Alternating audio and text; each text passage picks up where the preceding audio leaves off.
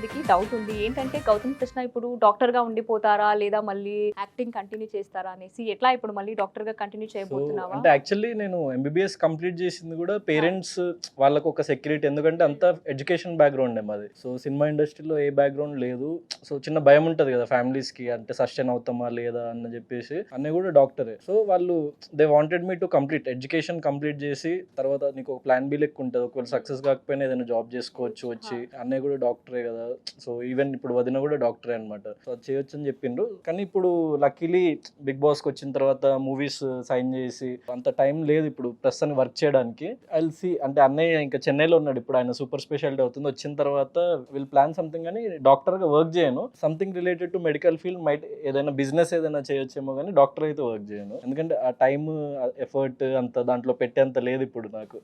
So ప్రస్తుతానికి అయితే cinema continue చేయాలని అనుకుంటున్నాను.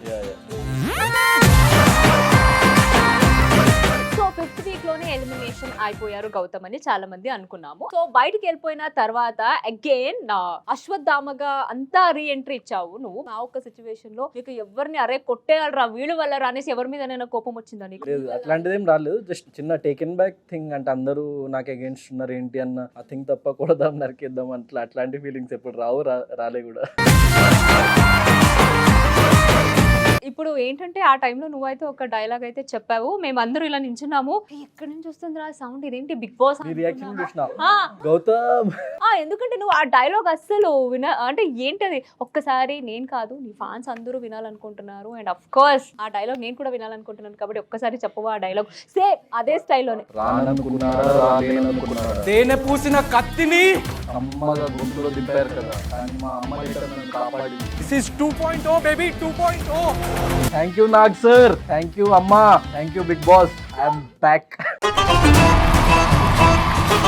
నేను సీక్రెట్ రూమ్ లోకి వెళ్ళి ఆ డైలాగ్ చెప్పుకుంటూ వచ్చిన, నువ్వు నిజంగా సీక్రెట్ రూమ్ లోకి వెళ్ళి ఉంటే అందరు ఆరుగురు వేసి కత్తి పట్టుకొని వచ్చి.